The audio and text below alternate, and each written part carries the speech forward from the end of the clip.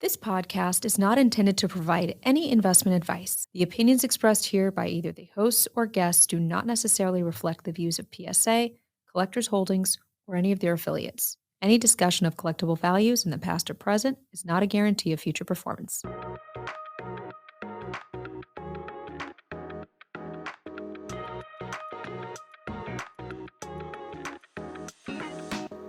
Hello, everyone, and welcome back to another episode of the PSA Pod. I'm your host, Ryan Gruene, and as we mentioned in our last episode, joining us here today, it's a big day here at PSA. It's a big week here at PSA.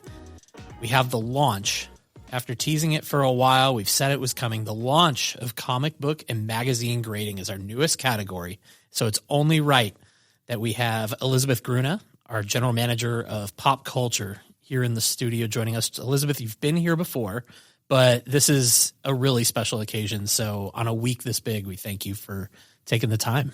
Yeah, I'm excited to be here. This is my favorite topic to talk about. It's been kind of my passion project for the last couple of years is working on this. And so I'm just so excited. It's finally out in the wild now and collectors can, start using our service that we've been working so hard on. So I'm really excited. It's a big day. It's got to feel kind of surreal. Like you said, this has kind of been your world. Yes. Everything you've just been kind of focusing on. Totally. Yeah. It's crazy. Like it's something that, me and a lot of others here at PSA have put so much thought into, and we've been working so hard on this for 2 years, like I mentioned earlier. So it is surreal, and I'm really excited just with the original, concept. Now it's like an actual real thing that we can offer. It's just a wild feeling going from 0 to 1 like that, and kind of putting something out into the world that didn't exist before is really satisfying. Well, it's available now. The service is available in our online submission center. You can go get your comic books, get your magazines in for grading. I know myself, Ryan Hogan, I talked about this in the last episode. I'm a big Sports Illustrated guy. Mm-hmm. I've got some SIs I've been sitting on for the last few months that I'm going to get to submitting. But you kind of teased to it that this has been your passion project, and this is what you've really like just had your hands in. Let's start there. And, the launch is finally here, but I want to rewind a little bit. Launching a service like this, it doesn't happen overnight, as I'm sure people can understand, but maybe people don't understand just how much goes into this. So let's rewind the timeline here. How long has the build to this date been in motion? Yeah, so it's actually been a little bit over 2 years in the making. It definitely is not something we just did overnight or did haphazardly. It's something we've put a lot of thought into. Mm-hmm. And so it kind of started just as an idea a couple years ago. And I was talking with Ryan and Nat about it and just kind of, is this something we should look into more? And so it was something I was really excited about and something that really made sense with the pop culture portfolio. We, do video games, we do TCG cards, we do Funko Pops. Like we hit a lot of different cool collecting categories, but comics and magazines is such a big one that we didn't play in already. And I felt like there was definitely a market there, an opportunity there. And so it started really with just coming up with the business plan and kind of scoping out the opportunity. Like, is this something we should get into? And, I spent a lot of time just talking to collectors, talking to dealers, going to comic book shops, going to comic shows, and really just trying to get a pulse on, like, is this something where we could add value? Is this something that collectors would really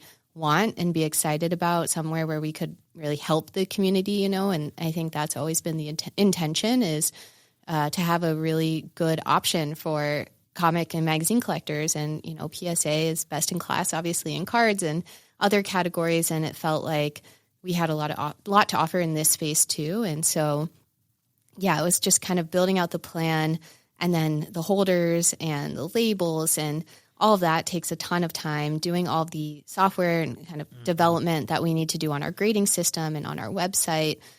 There's just a lot of operational planning that needs to happen in order to actually bring something like this to life. And so it took a while because we also wanted to get it right. We wanted to offer something that truly was, something PSA could be proud of and that the community would hopefully really love.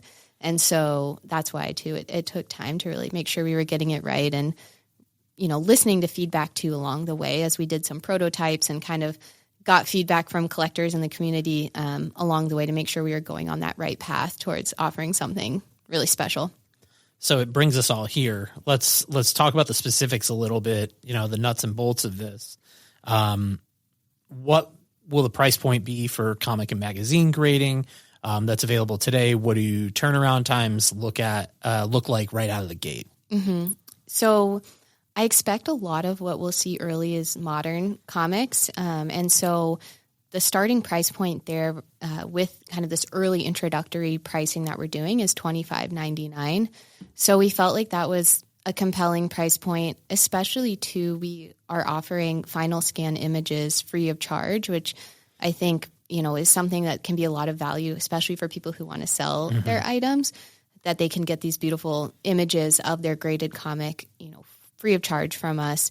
Also, there's no additional handling fees or kind of hidden fees like that are on top of that. So I think when you consider that, plus just the quality of our holders, like these are premium. I'm excited for people to actually get them in their hands more and can see the look and feel and just how high quality the product is itself. I think it's a more premium offering. And so that's kind of where we landed with our pricing strategy overall. So hopefully with that $25.99 price point, it's low enough where people will feel compelled to at least give us a try. And my hope is once they get the product back in their hands and see their, precious item in our holder, they'll be like, oh, wow, this is really awesome and want to grade more with us. And then turnaround times is somewhere where we could be a bit more aggressive at the start since we're brand new.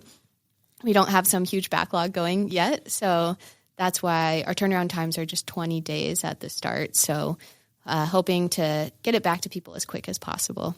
That's awesome. And I know we're going to talk a little bit more about the holders, but I think that's going to be the thing that really blows people away when they get them in hand is that feel of it. So. Yes.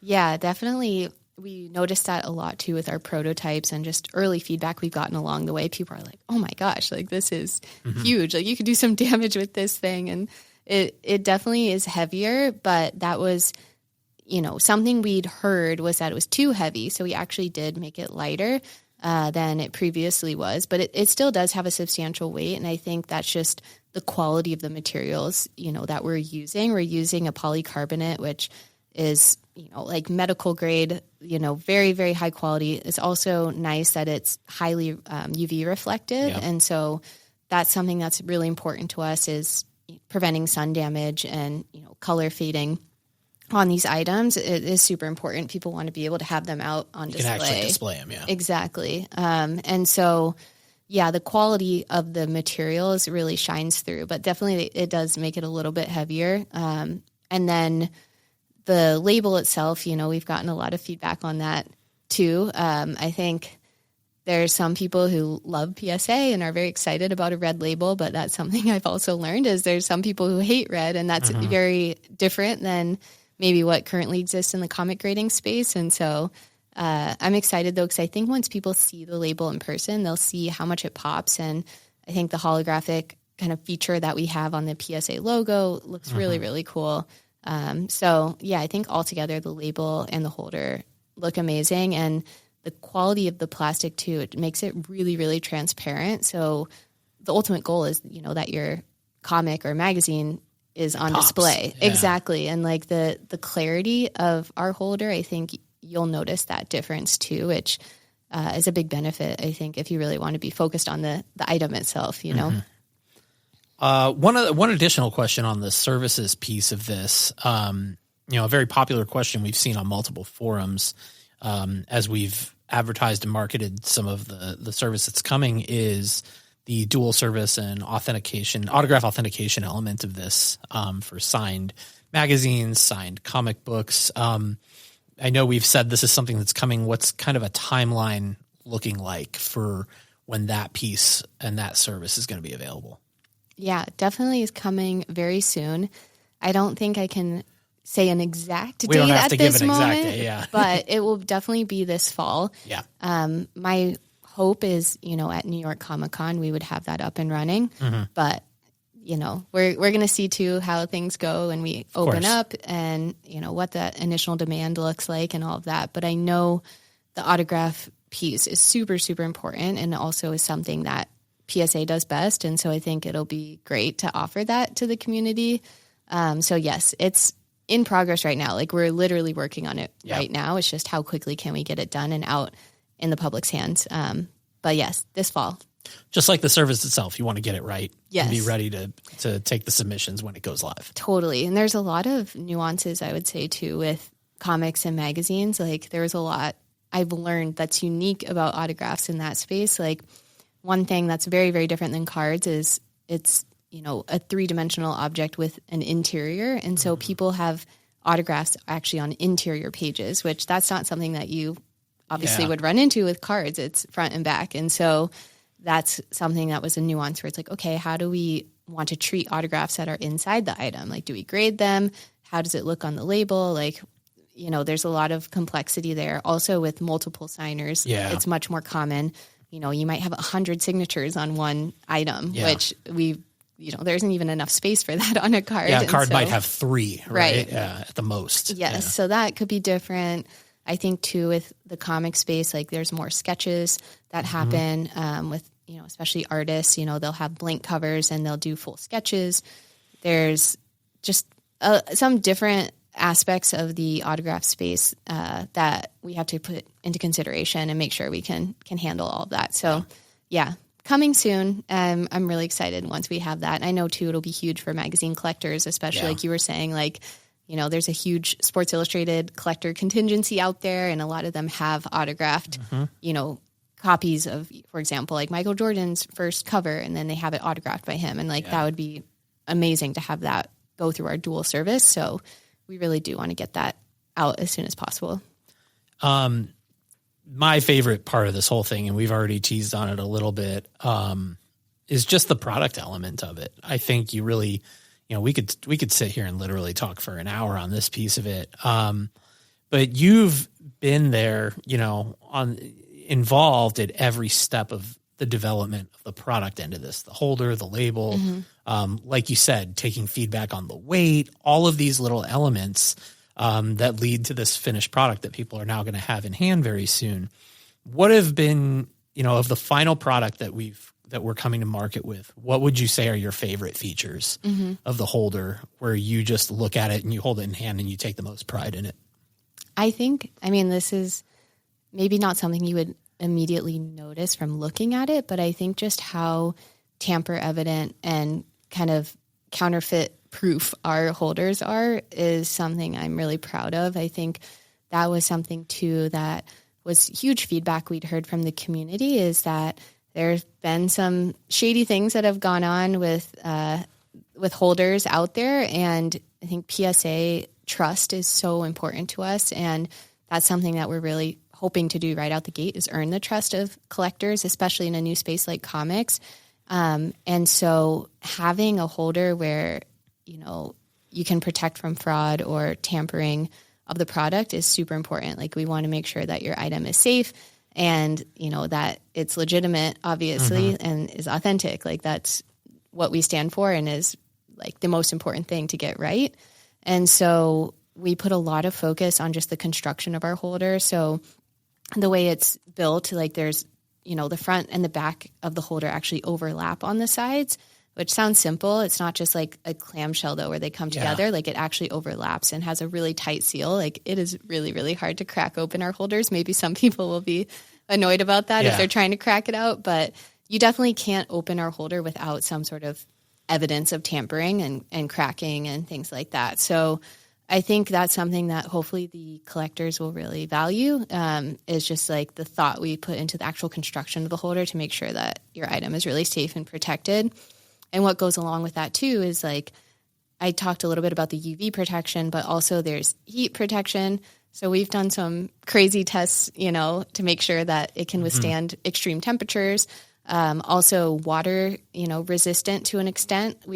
I literally here in our office, like, put some of our holders into sinks in the bathroom and like put them underwater and saw how long I could submerge them before any sort of water would seep in. And it was crazy, like, doing, you know, side-by-side comparisons of other products. Like, it's really, really high quality, just the engineering. And I think that's something that PSA is known for too. And so, yeah, we put a lot of thought into the design and making sure that, if you want protection and safety, that we are a go-to choice. And I think people will feel too, just again, like the quality of the plastic itself that we're using.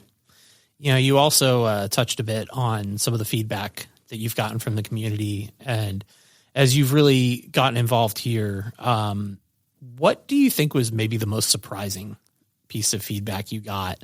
Just all the things you learned of what collectors value, what comic collectors really look for with a authentication and grading service. What maybe made the most impact on you, surprised you the most?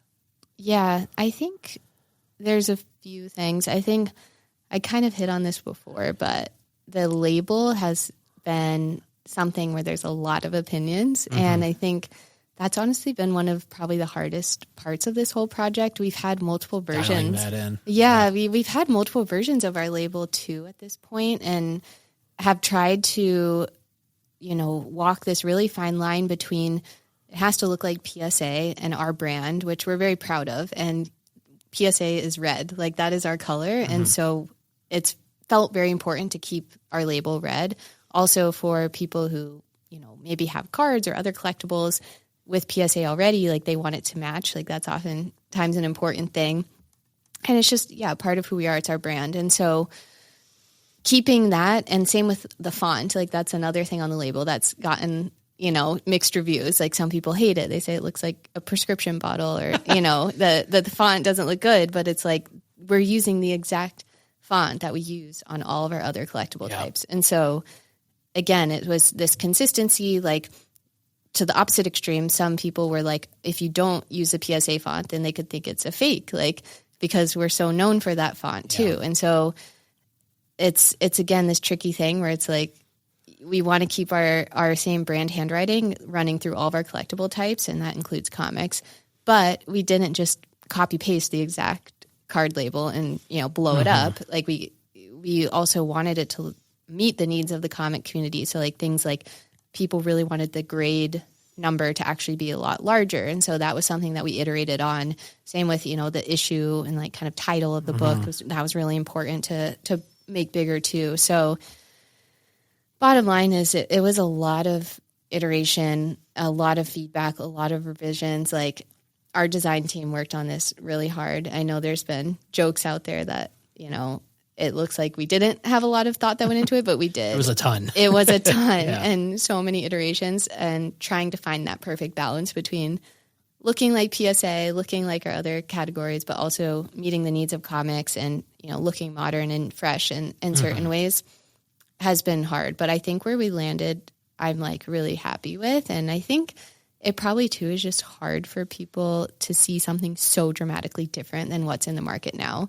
Like it is so different. And I like that in a way because it stands out. It's like, yep, that's the PSA graded book, and I'm hoping with time that people will learn to love it who maybe don't. And, the people who already love PSA and already collect other, items and have them graded by PSA are like so excited and have been really positive about it. So yeah, that has been a bit surprising, I guess, in terms of just like how extreme the reactions are to the label and how passionate people are about the label. You said something important there in terms of learning to love it. And I think not just for existing comic collectors learning to kind of get comfortable with PSA being in this space, this new product and service, the new label, all that, you're going to have new collectors of comics and magazines in general getting into this space because a service like this is available. What are some top tips you can pass along to newer collectors entering the category based on, as you've really dove in yourself, some of the things that you've seen and heard and learned? What are some of the top tips you're passing along to new collectors getting into comic book and magazine, not just collecting, but also just grading and learning the process and how it works? Yeah, I know. I think it will be a big learning curve for a lot of people. Oh, yeah. But I think it's exciting too, because I think a lot of people have, comic books or magazines from their childhood or just, at home that they've collected over the years, but maybe they've never graded before. Or they've always been interested in it and want to try it out. So I'm really excited to hopefully introduce a lot of people to this space. And we've been putting together a bunch of 101 guides, which are actually all up on our website. So I'd encourage people to look at the resources we've put together. I think in general at PSA, we try to, focus on education and giving resources to collectors too. It's not just about grading. It's really about like that discovery and research phase too. And so that's where those 101 videos I think can help people who are just getting started with, kind of what to look for. How does grading work? How does pressing work? What, do I need from a material standpoint to actually get my shipment ready to send in? We require that comics and magazines are bagged and boarded. So that's a totally new process for a lot of people probably. So all of that kind of 101 information is on our website, which I'm hoping will help people get started. Yeah. In terms of like where to start from a collecting standpoint, I think for magazine collectors, a lot of them, maybe were sports card collectors before, just sports fans. And this is an even bigger surface area that they can now collect their favorite player or team, athlete on. So people who wanted like the Michael Jordan rookie card, maybe they can't afford it. Like they could get the equivalent on a Sports Illustrated magazine, like Michael Jordan's first appearance, or his first cover. And, there's so many iconic Sports Illustrated covers with these like beautiful photographs of these iconic sports moments. And so I think for a hardcore sports fan or a sports collector, like that's kind of a new frontier where you can start collecting sports magazines. Same with Slam Magazine. They do an amazing job. And so I'm excited to see people kind of dabble in that market who maybe are on the sports side. And then I feel like, with the Marvel Cinematic Universe and just the prevalence of like superheroes and everyone has like a superhero that they love, that's a great place to start too from a comic collecting standpoint. So what I've found, is definitely first appearances are a big deal. Like you want the first appearance of your favorite character. And so I think that's a good place to start. And there's a lot of resources out there, thankfully. Like I really like Go Collect, which is a great tool for pricing information and like looking at fair market values for different comics and different grades. We've been partnering with them, which is great. And they just have really, really good data. So if you're wanting to learn more about different comics, what they're worth, what are population reports, things like that, I recommend Go Collect. And they have a great website. And then going just to like your local comic book shop. I think that's a huge way to learn too and just get started and kind of browse and see what you like. So yeah, it's exciting. I hope a lot of people will try it out. I would say definitely handle with care. Like that's another thing I've learned is, especially when you look at like vintage comics, they're super fragile. So, I think a lot of people know that with cards and stuff too, like just to be very careful with how you're handling these items, but definitely the same goes for comics. Like you want to be careful if you're trying to get the highest grade. You talked a little bit about feedback we've gotten already from the community. Obviously, just because this is going live, it doesn't mean we don't still want feedback. So, what kind of, how are you going to be looking to gather feedback as we go forward with this going live, as people are now experiencing the experience itself of submitting for grading, getting the product back in hand in bulk in some cases? How does kind of the feedback circle continue to work once a product goes live for us? Yeah, it's super, super important. And I really, really want to hear from people personally, but also, if people have feedback, like thankfully there's no shortage of like YouTube videos out there, people on podcasts, people on Instagram or social media, like talking about this, which I think is great. I love to see all the content out there, see what people are saying, see what's resonating, see what people are frustrated by. Like it's so helpful to have, such a passionate community who is so vocal about what they want. So that makes it easy because like we want to hear. The other thing is, we're going to be at a lot of shows. So we'll be at San Diego Comic-Con, coming up in a couple of weeks. We'll be at New York Comic-Con. We'll be at LA Comic-Con. And especially going into the next year, we'll be, on that convention circuit. And I think having that face-to-face interaction can be so helpful too. And just, hearing what people are saying, going around to all the different booths, meeting with, dealers, meeting with influencers, meeting with, collectors. I think that's another great way where we can just have a face and actually listen to what people are saying. And then we have a great customer service department too. And that's something that's really important is like, if someone has an issue or, something wrong happens, like I want them to be able to actually reach a human and talk to someone and get that resolved. And that's something that me and the team will be really analyzing closely is like, okay, are people calling in? What are they calling in about? The frequency of that, and like seeing if there's like common issues that we're seeing and making sure we're addressing those head on. So definitely we'll be leaning a lot on our customer care team too, to make sure we're getting any important feedback. But yeah, I think in general, like this is just day one, like we're not coming out and being like, okay, here's the final product, we're done. Yeah. Like it's very much like, let's come out with our starting point, but we're only going to build from here. Like you said, DNA is coming later and the autograph piece. Eventually, we're going to have vaulting and integration with our marketplace options. And there's just so much we can do. Integration with set registry will be important. All of the different services and offerings that PSA has in this amazing ecosystem we've created, I want, to bring comics into that too. So it's very much just the beginning. And I don't expect that day one, it's like, we're going to come in and take over. Like yeah, exactly. Like, I think we know that it's going to take time too, to like earn trust. And I don't expect it to just be something that happens overnight. We know that we're coming into a competitive market but in general, I think competition is good and only the collectors and the community benefit from that. And I think having another good option out there is just a win-win for everyone. Yep. And I hope over time we can really earn trust and bring in net new customers too. Like we were saying, it's very much, let's go get into this amazing, fun category and like bring brand new people in who maybe aren't currently in the comic space today, aren't grading today. Also with our international footprint, I think that's another huge opportunity too, to just grow the overall size of the pie and just benefit this hobby in general. You said we're going to be on the convention circuit, which we are, and obviously people can submit comics on site at those events. Mm-hmm. This is something that our card customer base has gotten really used to now.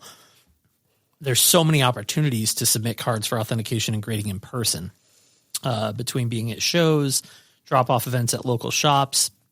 What are we going to be doing going forward in the next, say, like 6 to 12 months for comic customers, especially ones who maybe want to try it out, to be able to do so in person versus shipping stuff to PSA? Talk about some of those opportunities that are going to be coming up for customers. Yes, definitely. We will have that option. There are people for sure who I think get nervous about shipping things, or it's just annoying to ship things in. And so having that in-person option is important. And so we will definitely be on the convention circuit. So we'll be at the big ones like San Diego and New York, like I was mentioning. And I think going into next year, I hope we'll be at, comic events every month if we can, and at least the big shows. And then on top of that, doing drop-off events, wherever we already are planning to go, like having the option to drop off your comics and magazines too. Also, if there's, specific comic book shops that we should be partnering with, like super excited about that idea too. And then Walk-in Wednesdays here in our headquarters, you'll be able to drop off comics and magazines there as well. So pretty much, yeah, what you see from cards, I'm really hoping we'll have that for comics and magazines too. That's awesome. That's going to be beneficial right off the bat. Before we let you go, this has been great just hearing so much about what's coming, but, we can't let you go without talking about kind of your personal collecting in this space now that you've been, so involved with it for a while now.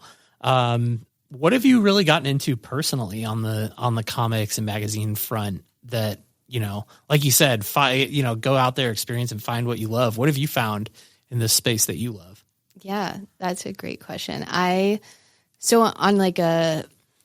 What I started out with, like I'm a hardcore Disney fan. I feel like I talked about this maybe on our last podcast session when we were talking about Disney cards, but I just love collecting anything Disney, and thankfully there's a ton of comics and magazines that are in that Disney sphere, especially some like really, really cool vintage stuff. So I picked up a few years ago a couple Disney like magazines. So they're actually Mickey Mouse magazines. And it's the first solo cover of Donald Duck and the second solo cover of Donald Duck. Oh, wow. I'm still collecting more Mickey Mouse magazines, but those two are probably my favorite just because I love Donald Duck. And I don't know, they're both from like the 1930s, and they're a very different version of Donald Duck than what you see today. But I just love Disney. And so having like something historic like that in the Disney space is just fun for me. I have those, on display at my desk. But then in the comic space, I'm a big Silver Surfer fan. That's like my favorite. And so I've been trying to collect kind of key issues with the Silver Surfer. So that's cool. I have a Silver Surfer #1, which is actually in the PSA vault right now. And then I more recently got a Fantastic Four #48, which is the first appearance of Silver Surfer. And it's just like an iconic book, and I love the art. It's, probably one of my biggest investment pieces I've gotten. So that one's a really special one for me. I'm really excited to cross it over to a PSA slab soon. That's a crossover service is going to be available right off the bat too, which is worth mentioning. Yes. I think that'll be an important thing because a lot of the key issues are already in holders. I mean, it's, comic grading has been around for decades, so we're coming in a bit later to the game. So I think having a crossover service will be really important. Yep. Agreed. This has been great. Thank you again for taking the time to come in and talk about comic and magazine grading, which is live as of right now to the public at our website, psacard.com. You can go to our online submission center, see everything. And you mentioned on our website, we've got 101 guides. We've got a lot of information about comic and magazine grading. Check out the links in the description of this show. You'll be able to dive in and find all of that information. So Elizabeth, thank you again so much for taking the time. We'll have you back once this has been up and running for a while too, to talk about it some more. I can't talk about this enough. So. I would love that. I love talking about it too. And I'm so excited just to have this out in the wild now. And I hope lots of people give it a try. And if you want to reach out to me, please message me on Instagram, find me at a show. Would love to hear from everyone. And I'm just really, really excited to have PSA enter this space. So thanks for having me on. Absolutely. Be proud. This is exciting. And we can't wait to see all the books coming into PSA here in the next couple months. Agreed. Not every day that PSA is launching a new category. So it's exciting. Yeah, exactly. Well, for Elizabeth Gruene, our GM of pop culture here at PSA, I'm Ryan Green. Thank you again for tuning in to another episode of the PSA Pod. We'll talk to you again next time. Thanks.